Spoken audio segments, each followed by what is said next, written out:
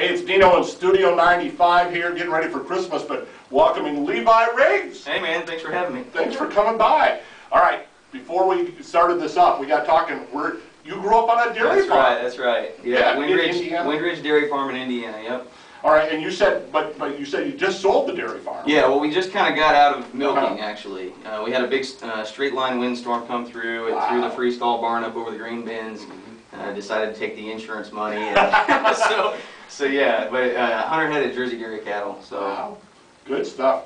All right, so an Indiana dairy farmer gets into playing country music. That's right. Yeah. Did you listen to the country stations while you were milking the cows? Yeah, 95.5 and WFMS in Indianapolis was on all the time, and that's kind of how I started learning country music.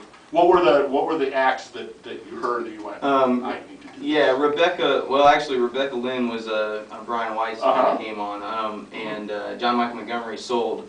And actually, Sold was my first solo in 5th grade. Really? And I took it all the way up into the stands, you know, found the pretty, you know, blue-eyed, blonde-haired lady and did my thing in the stands. So it was cool. It was cool. But that's how I kind of got into performing country music. Wow, in the 5th grade. That's right, that's right. Yeah. So, well good.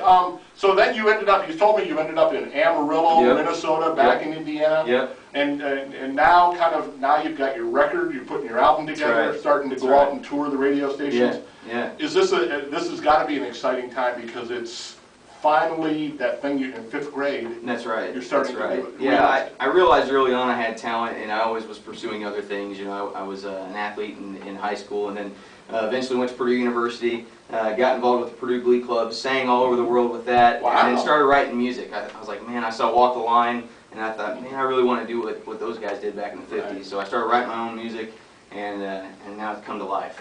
But Walk the Line, you mentioned Johnny Cash. Is there something about that era too now that's an influence that maybe when you were younger you didn't appreciate? I mean, with Johnny Cash it was more about the songwriting and the lyrics, but Elvis was really the guy that I latched onto as far as the stage performance and the energy and the charisma, and I love to see that kind of effort put onto the stage performance. Do you think there's a lot of younger people that go back to Elvis, that go back to Johnny Cash, that kind of stuff, and say, there was something about that time? I think so. I think those two artists are timeless artists, and really, it's a genuine thing. I mean, Johnny Cash, he may not have been on pitch all the time, but you know, he was steady and sharp as a razor blade. So, I mean, there is something really unique and raw about that time period. Tell me about your record. Yeah, you're putting it together right now, right? Well, it's actually finished. I recorded 2 6-pack CDs in Nashville. We used 3 producers, which is kind of that's not unusual. typical, but each producer brought something unique to the table. Paul Compton has worked with Luke Bryan, does a lot of publishing and songwriting, and so he produced My Best Friend's a Girl, which is our current single right now. Matt McClure works with Lee Bryce.